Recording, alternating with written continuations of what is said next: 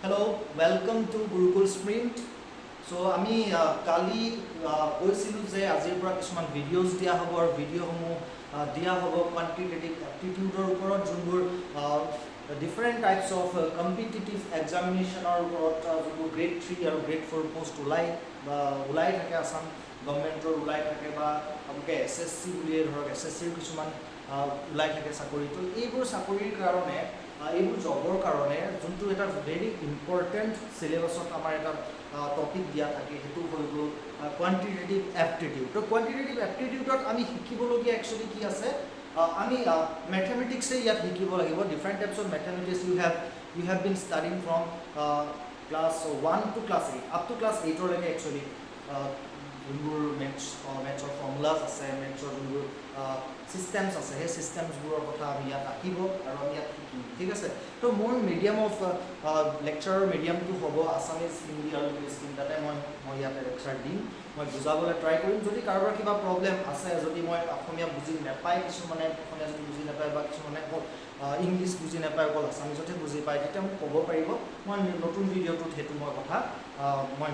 সেইটো প্ৰব্লেমটো মই ছল্ভ কৰিম ঠিক আছে তো এতিয়া যোনটো গ্ৰেড 3 আৰু গ্ৰেড 4 কোৱান্টিটেটিভ এপ্টিটিউড হয়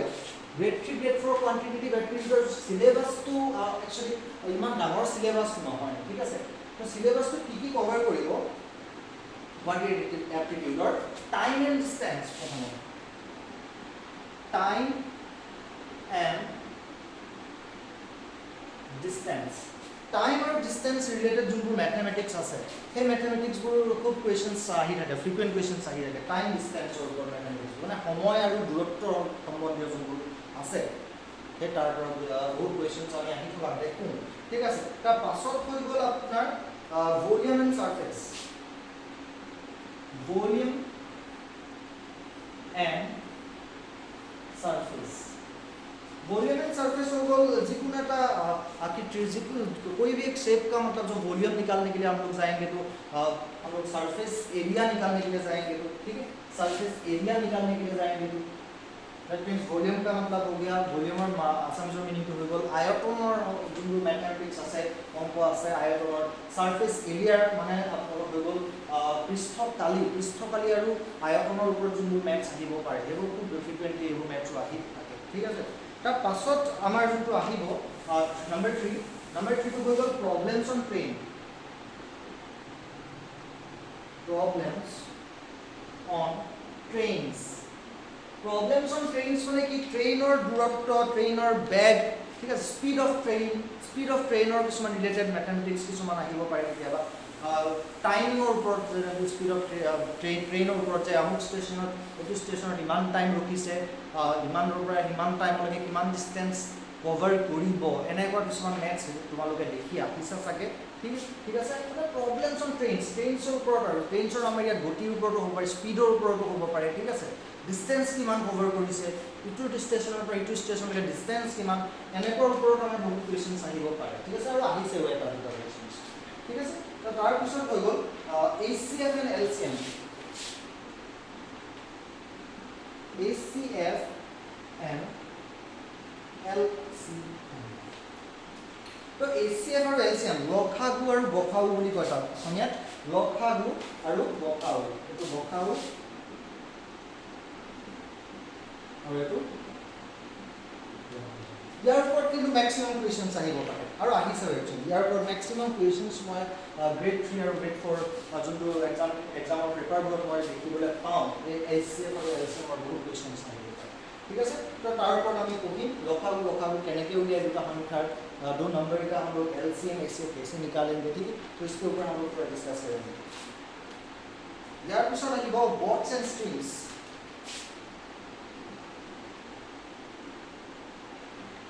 bots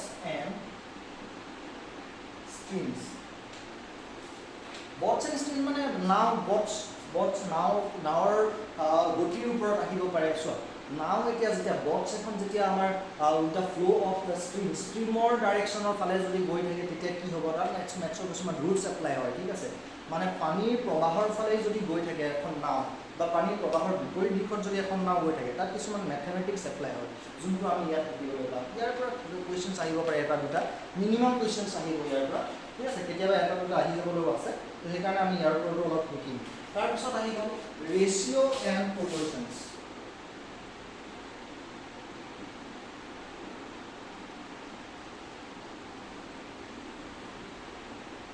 ৰেচিঅ' এণ্ড প্ৰপৰ্চনছ, এইটো এটা ইম্পৰ্টেণ্ট টপিক হয়। ৰেচিঅ' এণ্ড প্ৰপৰ্চনছ, ৰেচিঅ' অনুপাত আৰু সমানুপাত বুলি যাক ক'ব,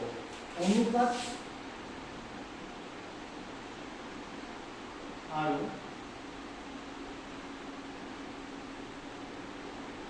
সমানুপাত। অনুপাত আৰু সমানুপাতৰ ওপৰত বহুত কুৱেশ্যন আহে একচুৱেলি, ৰেচিঅ' এণ্ড প্ৰপৰ্চনছৰ ওপৰত, সেইটো আমি কৰিম, এটা ইম্পৰ্টেণ্ট টপিক হয়। তাৰপিছত আহি গ'ল square roots and cube root.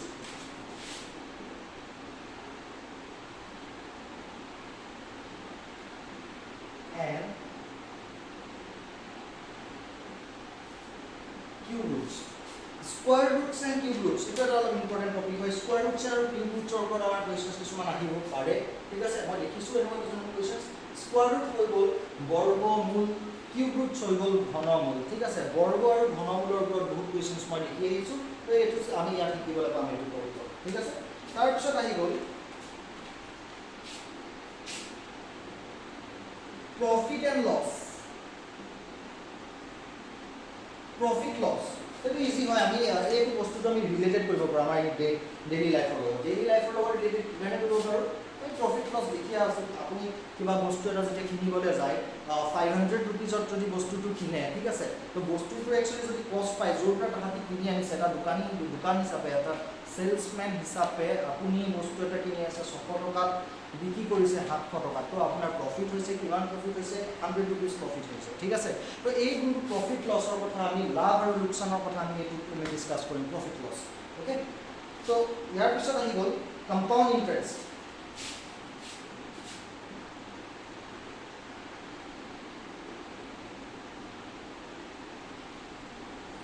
Compound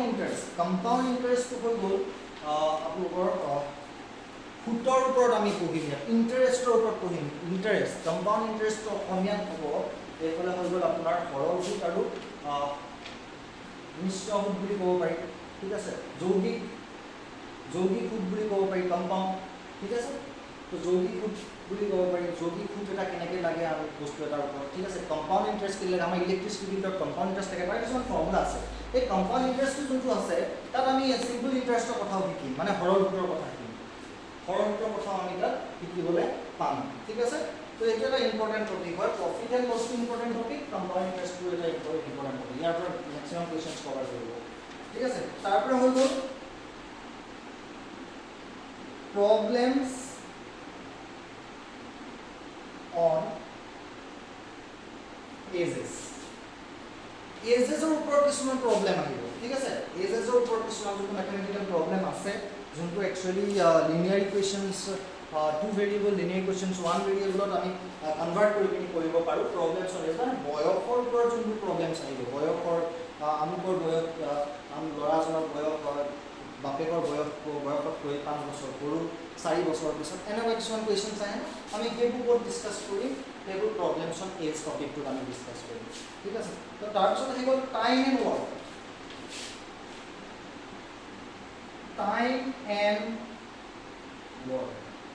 এইটো এটা ইম্পৰ্টেণ্ট টপিক। টাইম এণ্ড ৱৰ্কটো এটা ইম্পৰ্টেণ্ট টপিক কি কাৰণে, কিবা এটা কাম এটা যদি দুজন মানুহে যদি সেই 2 people can do a work in 5 days, then how many people can do a work in 2 days? এনেকুৱা কিছুমান কুৱেশ্যনছ আহে যে দুজন মানুহে যদি এটা কাম 10 দিনত কৰিব পাৰে, কিমানজন মানুহে কামটো 2 দিনত কৰিব পাৰিব, এনেকুৱা কুৱেশ্যনছবোৰ আমি ইয়াত কৰিব লাগিব। টাইম আৰু ৱৰ্ক ৰিলেটেড যোনবোৰ প্ৰব্লেমছ আছে, সেইটো আমি এই টপিকত শিকিব লাগিব। তাৰপৰা হৈ গ'ল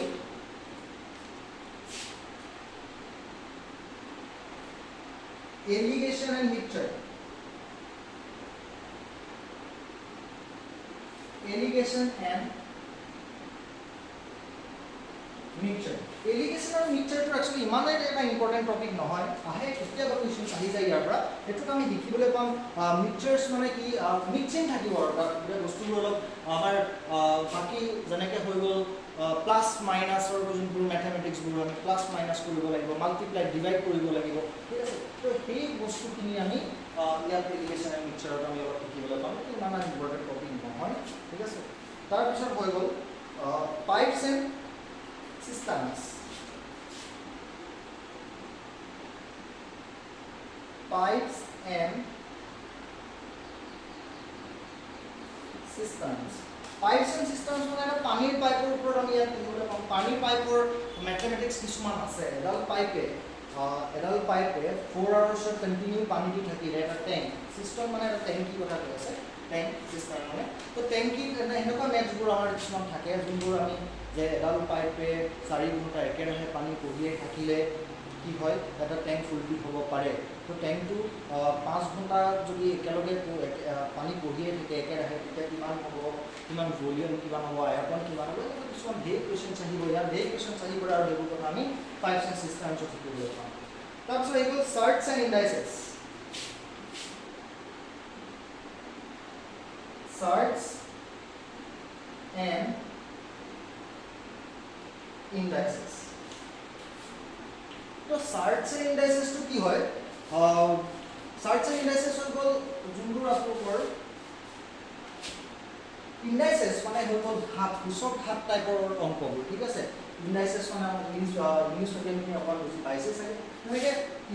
ইৰেচনেল নাম্বাৰৰ square root root over 5 plus 2 root over 5 এইবোৰ কেনেকৈ প্লাছ মাইনাছ কৰিব পাৰি এইবোৰ প্লাছ মাইনাছ কৰিব পাৰি নেকি তেনেকুৱা কুৱেশ্যনছবোৰ আমি ইয়াতে শিকিবলৈ পাম চাৰ্টছ এণ্ড ইণ্ডাইচেছত তেনেকুৱা কুৱেশ্যনছো আহে কেতিয়াবা ঠিক আছে তো এইটোৱে হৈ গ'ল আমাৰ চিলেবাছ চিলেবাছটো ইমান ডাঙৰ নহয় এটা ভাল চিলেবাছ বেছি শিকিবলগীয়া আমাৰ ইয়াত নাই ঠিক আছে তো শিকিবলগীয়া কেলে নাই কৈছোঁ আমাৰ যোনখিনি ইম্পৰ্টেণ্ট টপিকৰ ওপৰত বেছি গুৰুত্ব দিয়া হ'ব ঠিক আছে যেনেকৈ হৈ গ'ল HCF और LCM ওপৰত আমি অলপ গুৰুত্ব দিয়া হ'ব बेसिकली हम इसमें ज़्यादा पढ़ने के लिए मिलेगा हम लोगों को ठीक है रेशियोज एंड प्रोपोर्शंस के ऊपर हम लोग ज़्यादा पढ़ेंगे क्योंकि इधर से क्वेश्चन ज़्यादा आता है ठीक है प्रॉफिट एंड लॉस के ऊपर हम लोग ज़्यादा पढ़ेंगे कंपाउंड इंटरेस्ट के ऊपर हम लोग ज़्यादा पढ़ेंगे ठीक है तो प्रॉब्लम्स ऑन एजेस के ऊपर स्क्वायर एंड स्क्वायर रूट्स के ऊपर हम लोग ज़्यादा पढ़ेंगे बाकी जो हो गया ये हो गया bots and screens problems on train इधर सब ज़्यादा क्वेश्चंस एक्चुअली आता नहीं है ग्रेड 4 का तो ये इतना बड़ा क्वेश्चंस आने वाला नहीं है तो ग्रेड 3 का कभी थोड़ा एक दो आ जाता है कभी कभी ठीक है depending upon the question paper hard होगा या इजी होगा इसके ऊपर डिपेंड करता है अगर इधर से ज़्यादा क्वेश्चंस आ रहे हैं तो क्वेश्चन पेपर थोड़ा हार्ड बना रहा है सेटिंग हार्ड कर रहा है ठीक है तो that will be completely fine because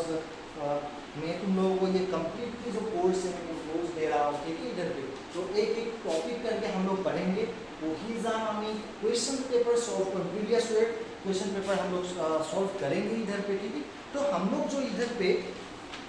पहले क्या आ रहा है हम लोग इधर से हम लोग एक टॉपिक सीखने वाले हैं अभी थोड़ा एक कुछ इंट्रोडक्शन देने वाले हैं और कौन हमें सिनाकी हो कार ऊपर सिनाकी हो HCF और LCM what is HCF what is LCM HCF और LCM तो की হয় লখাগু আৰু গখাগু কি হয় আসলে সেইখিনি ওপৰত আমি অকমান ডিসকাশন কৰিলাম ঠিক আছে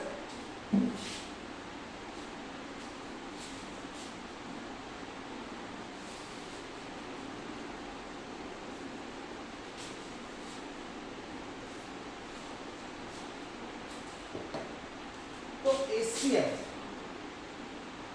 HCF LCM तो ग खा हु ल इंग्लिश मिडियाम बुरा सके आसामीजर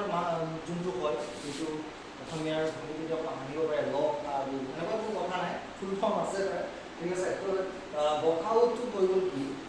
HCF what is HCF highest common factor বুলি কয়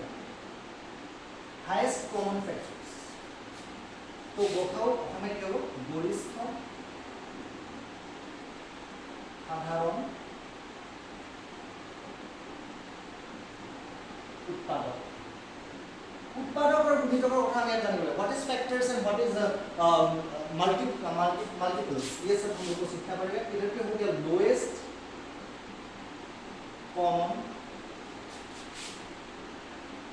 multiples highest common factor and lowest common multiples that means ये हो जाएगा लघिष्ठ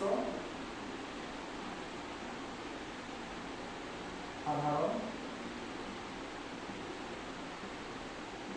गुणित ঠিক আছে মোৰ অসমীয়াৰ স্পেলিংটো অলপ ভুল হ'ব পাৰে দেই ঠিক আছে বহুত দিন মই অসমীয়াৰ স্পেলিংবোৰ এইবোৰ লেখা নাই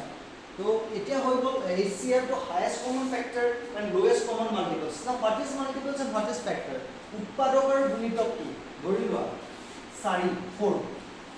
4 এটা নাম্বাৰ আছে ঠিক আছে তো 4 নাম্বাৰটো আমি কেনেদৰে প্ৰকাশ কৰিব পাৰোঁ how can we express number 4 আমি প্ৰকাশ কেনেকৈ কৰিব পাৰোঁ 2 into 2 2 2 की हो गल 4 2 2 जा 4 होता है ठीक है तो इधर पे 4 होने के लिए हम लोग को क्या चाहिए 2 2 चाहिए 2 2 चाहिए ठीक सिमिलरली 6 होने के लिए 6 पावर হলে আমি কেনেকৈ লিখিম 2 into 3 লিখিম ঠিক আছে तो 6 पावर कारण আমি কি কৰিব লাগিব मल्टीप्लाई 2 and 3 को मल्टीप्लाई करना पड़ेगा तो इसलिए ये जो 2 and 3 है इन दोनों को क्या बोलते हैं उत्पादक बोलते हैं फैक्टर्स बोलते हैं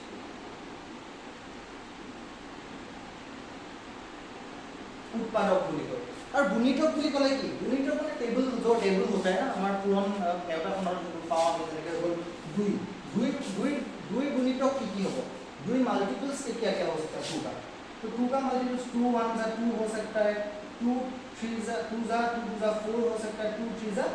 6 हो सकता है 2 4 6 ये सब किसका मल्टीपल्स है ये सब मल्टीपल्स है 2 का क्या है ये सब को मल्टीपल्स माने गुणितक বুলি কয় ঠিক আছে তো এইখিনি एक्चुअली মই এটা ইন্ট্ৰোডাকশন দিছো যে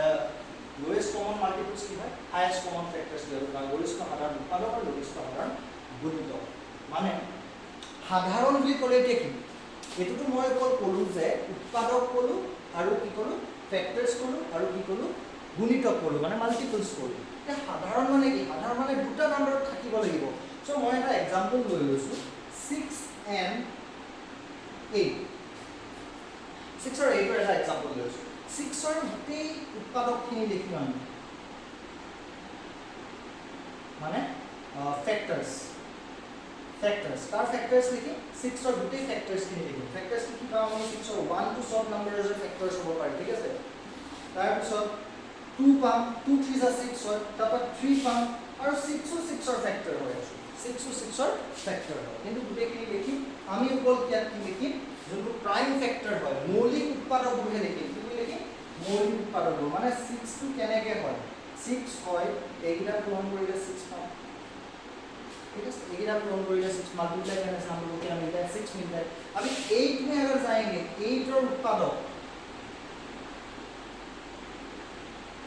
8 का फैक्टर्स क्या हो सकता है क्या मल्टीप्लाई करने से हम लोग को 8 मिलता है 8 मिलने से 1 तो सबका फैक्टर होता है 1 मल्टीप्लाई कर सकते हैं ठीक है 2 कितना मल्टीप्लाई करना पड़ेगा केटा 2 पूरण কৰিব লাগিব 3 টা 2 पूरण কৰিব লাগিব এতিয়া আমি ইয়াতে চাম দুইটাতে থকা কমন কি আছে কমন আছে 1 কমন আছে 2 তো উৎপাদক বুলি আছে না ফ্যাক্টরস বুলি আছে তো ফ্যাক্টরস বুলি কি হ'ব HCF হ'ব তো আমাৰ HCF কি HCF হ'ব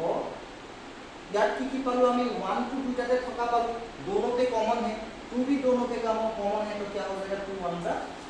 2 हो जाएगा तो 6 एंड 8 का जो HCF होगा वो क्या होगा 2 होगा अभी एलसीएम निकालेंगे 6 एंड 2 का 8 का एलसीएम निकाल माने साधारण गुणितक बुलिया माने साधारण गुणितक बुलिया सब केनेके হয় तो 6 और गुणितक That means multiples क्या होगा 6 का multiples ठीक multiples इधर पे देखो हाईएस्ट कॉमन फैक्टर इधर पे कॉमन फैक्टर हाईएस्ट क्या है दोनों पे है लेकिन सबसे बड़ा वाला 2 इधर से भी ऐसे हम लोग 2 निकाल सकते हैं HCF मतलब हाईएस्ट नंबर গৰিষ্ঠ মানে सबतके ডাঙৰ নম্বৰটো বিচাৰিব লাগিব যোনটো দুইটা উৎপাদকতে আছে তো হেতু 2 হয় তো এটাকে HCF টো কিমান হ'ব গখাও কিমান হ'ব আমাৰ 2 হয় ঠিক একেদৰে সৰ গুণিতক सॉरी गुणितक की मल्टीपल्स क्या हो सकता है 6 का 6 होगा 6 1 जा 6 6 2 जा 12 6 3 जा 18 6 4 जा 24 এনেকে গৈ থাকিব 8 और की হয় 8 का मल्टीपल्स क्या हो सकता है 8 का मल्टीपल्स 8 1 जा 8 8 2 जा 16 8 3 जा 24 तो इधर भी देखिए LCM lowest common multiple lowest सबसे कम होना पड़ेगा लघिष्ठ एकदम সৰু হ'ব লাগিব সৰু सबतके সৰু দুইটাতে থকা গুণিতক কোনটো পাইছো सबतके সৰু 24 24 मिला है हम लोगों को। इससे बड़ा बहुत सारा मिल सकता है, इन दोनों का कॉमन मल्टीपल्स बहुत सारा मिले, लेकिन सबसे छोटा वाला क्या मिल रहा है हम लोगों को? 24 मिल रहा है, ठीक। तो इसलिए इधर का 6 and 8 का जो एलसीएम होगा तो क्या होगा? 20। मैं जस्ट इंट्रोड्यूस कर रहा हूँ कि एचसीएफ क्या होता है, एलसीएम कैसे निकाला जाता है, एचसीएफ कैसे निकाला जाता है, ठीक है। तो हम लोग का बहुत सारा मेथड्स है, ठीक है। To find HCF and LCM we have different types of methods. There's prime factorization by division कर सकते हैं, by converting them to powers में हम लोग कर सकते हैं, HCF LCM निकाल सकते हैं। different types of methods होगा, उधर पे different types of methods भी होगा, और सबसे easiest methods मैं तुम लोगों को सिखाऊंगा। तो इस वीडियो के लिए एक्चुअली यही हम लोगों को बोलना है कि फॉर क्वांटिटेटिव एप्टीट्यूड हम लोग को यही सब करना है, ठीक है। इट्स वेरी इजी, जो हम लोग का सिलेबस है बहुत इजी है। तो all the best for your examination जो कि आ रहा है, तुम लोगों को एग्जाम देना पड़ेगा, ठीक है। तो देने के लिए हम लोग को प्रिपरेशन करना पड़ेगा, ठीक है ना। प्रिपरेशन करके जाना ही पड़ेगा हम लोगों को, ठीक है। तो আমি প্ৰিপাৰেচন কৰিম, প্ৰিপাৰেচন কৰোঁতে এই ভিডিঅ'টোৰ কামত আহিব আপোনালোকৰ, ঠিক আছে। ভিডিঅ'টোৰ কামত আহিব, ভিডিঅ'টো চাব, different types of previous year question papers আমি সলভ কৰিম ইয়াতে, ঠিক আছে। তো আজিৰ কাৰণে ইয়াতে শেষ কৰিছোঁ। নেক্সট ভিডিঅ'ত আমি কমপ্লিটলি HCF আৰু LCM previous year question paper কিছুমান সলভ কৰিম, তাত ডিফাৰেণ্ট টাইপছ অফ প্ৰব্লেমছ আমি সলভ কৰিম, আৰু তাত আমি বহুত কথা শিকিবলৈ পাম। তো আজিৰ কাৰণে